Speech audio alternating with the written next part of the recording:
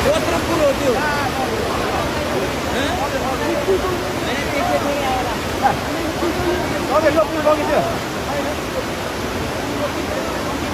पुलै लिएर आएर चाहिँ सिङ्गो पुल यार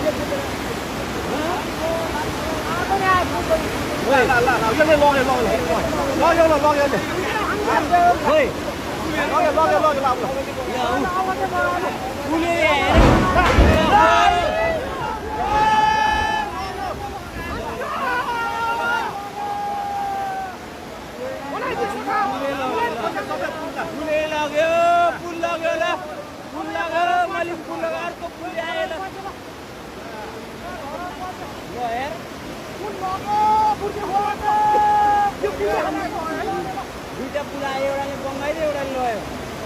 र पुल लग्यो अब कति वर्ष